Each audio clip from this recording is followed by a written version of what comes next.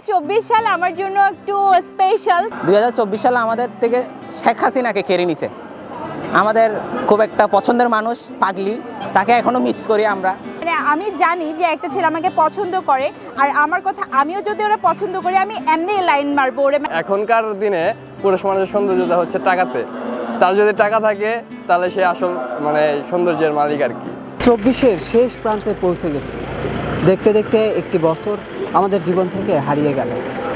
আমাদের জীবনে আমরা কি পেয়েছি এবং কি হারিয়েছি তা যেন এখন চিন্তার বিষয়। আমাদের বুকের মধ্যে একটা চিনচিন ব্যথা অনুভূতি হচ্ছে।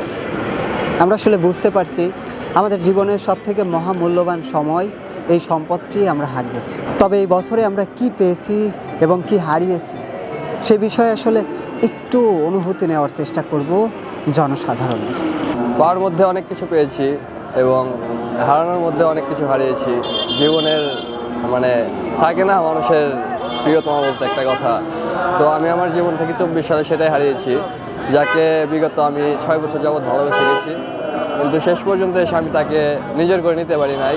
হয়তোবা ব্যর্থতা কিছুটা আমার ছিল, আর ফ্যামিলির কারণে মানে সে আমার কাছে আসতে পারেনি এবং আমিও আমার ফ্যামিলির কারণে তাকে নিজের করে নিতে পারিনি।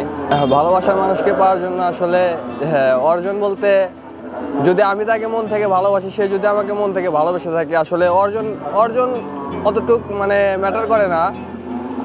আছে না যে একটা ছেলে কিছুই করে না কিন্তু তার ভালোবাসার মানুষ তার জন্য অনেক কিছু করতেছে।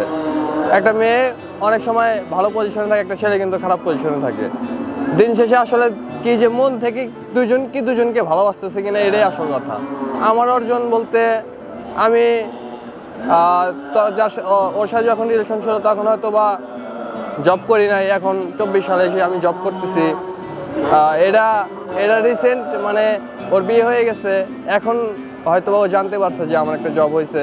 আসলে মধ্যবিত্ত ফ্যামিলিতে যারা জন্ম নেয় তাদের এই ফ্যামিলি ক্রাইসিস প্লাস জব না পাওয়ার কারণে হয়তো ভালোবাসাগুলো মানে দিন শেষে পূর্ণতা পায় না আর কি। এখনকার দিনে পুরুষ মানুষের সৌন্দর্যতা হচ্ছে টাকাতে। তার যদি টাকা থাকে তাহলে সে আসল মানে সৌন্দর্যের মালিক আর কি। আপনি কত টাকা অর্জন করেছেন আপনার প্রিয় মানুষের জন্য? আমি আমার প্রিয় মানুষ যখন ছিল তখন আমার কোনো অর্জন ছিল না হয়তো আর কি, এর জন্যই তাকে হয়তো পাওয়া হয়নি। এখন আপনাদের দোয়ায় আল্লাহর রহমতে একটা জায়গায় আছি। ইনশাল্লাহ চেষ্টা করে যাচ্ছি ভবিষ্যতে ভালো কিছু করার জন্য। তার কি বিয়ে হয়ে গেছে নাকি সে আছে? তার বিয়ে হয়ে গেছে। সে বলতে গেলে ফ্যামিলির দিক থেকে আমার ফ্যামিলি থেকে ওর ফ্যামিলি একটু আগায় আছে আর কি। আর এখন যার সাথে বিয়ে হয়েছে শুনছি ছেলেটাও নাকি ভালো একটা ব্যাংকে জব করে, পাশাপাশি বিজনেস আছে তার। মানে আমার পার্সোনাল ওপিনিয়ন থেকে বলবো, মেয়েরা অ্যাকচুয়ালি কি চায় এটা আসলে মেয়েরা নিজেই জানে না। কারণ হচ্ছে মেয়েরা হচ্ছে এমন ছেলেও চায় যে অনেক কেয়ার করবে, আবার বেশি কেয়ার করলে মেয়েরা এটা নিতেও পারে না, যে না এত কেয়ারিং কেন হবে। তো এটা খুবই একটা মানে আমি নিজেও কনফিউজ যে অ্যাকচুয়ালি আমি কি চাই। মানে দেখা যায় আমার পার্টনার যদি আমাকে অনেক কেয়ার করে তখন আমার ভালো লাগবে না, আবার যদি কেয়ার না করে তখন আমার ওটাই মাথায় ঘুরে যে কেন কেয়ার করতেছে না, কি প্রবলেম। আর মেয়েরা আসলে আরেকটা মানে আমি মানে যেটা পছন্দ করি যে একটা ছেলে যদি ছ্যাঁচড়ামি করে তাহলে আসলে ওই টাইপের ছেলেদেরকে মেয়েরা বেশি পাত্তা দেয় না। বাট একটা ছেলে যদি মানে আমি জানি যে একটা ছেলে আমাকে পছন্দ করে, আর আমার কথা আমিও যদি ওরা পছন্দ করি আমি এমনি লাইন মারবো ওরে, মানে ও এমনি বুঝতে পারবে যে একটা ও পজিটিভ সিগন্যাল দিছে। তো আসলে ওর ছ্যাঁচড়ামি করতে হবে না যে ভাই তোমার জন্য জীবন দিয়ে দিলাম, তোমার জন্য ফুল এনে দিতেছি, তোমার জন্য গাড়ি এনে দিতেছি, না এরকম কিছু না। যদি কোনো মেয়ের কোনো ছেলেকে ভাল লাগে ও এমনি একটা পজিটিভ সিগন্যাল দিয়ে দিবে, ছেলেরা বুঝে যায় যে ও অ্যাকচুয়ালি চাচ্ছে। ভালোবাসা মিনিং হচ্ছে এভরিথিং। আর আমি মনে করি যে পৃথিবীতে ভালোবাসা বলতে হচ্ছে বিয়ে হচ্ছে সব থেকে হালাল, মানে এটা তো একটা হালাল সম্পর্ক। তো এর পর যে ভালোবাসাটা হয় এটার উপরে কোনো কিছু নাই। আদারওয়াইজ এই প্রপোজ করলাম, ফুল দিলাম, চকলেট দিলাম, এইসব আমি লাভ মনে করি না।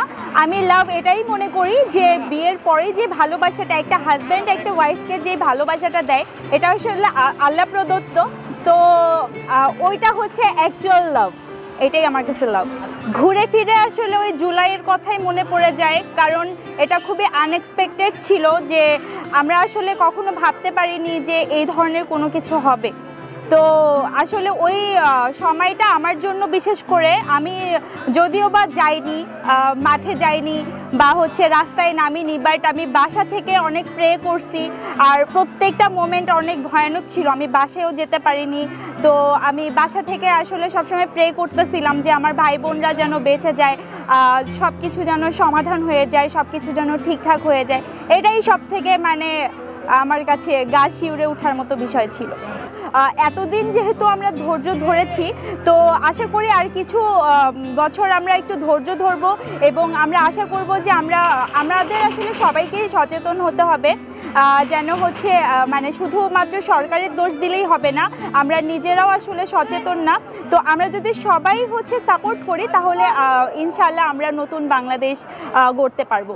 2024 সাল আমার জন্য একটু স্পেশাল, কারণ আমি 2024 সালে কোনো কিছু চিন্তা না করে ঠাস করে বিয়ে করে নিছি, যেটা কিনা এখন অনেকেই জানে না। আর আমাকে দেখলেও আসলে অনেকে বিশ্বাস করতে চায় না যে আমি বিয়ে করছি। আর হারানোর মতো আসলে কিছু নাই, আমি মানে এখনো কিছু হারাই নাই, বাট আমি পাইছি হচ্ছে আমি জামাই পাইছি, আলহামদুলিল্লাহ আমি অনেক ভালো আছি। 2025 সালের মেইন টুইস্ট থাকবে হচ্ছে আমার প্রোগ্রাম করে বিয়ে। আমি যে বিয়ে করছি সেটা আমার বাবা মা জানতো না, তো এখন হচ্ছে আমার বাবা মা জানে।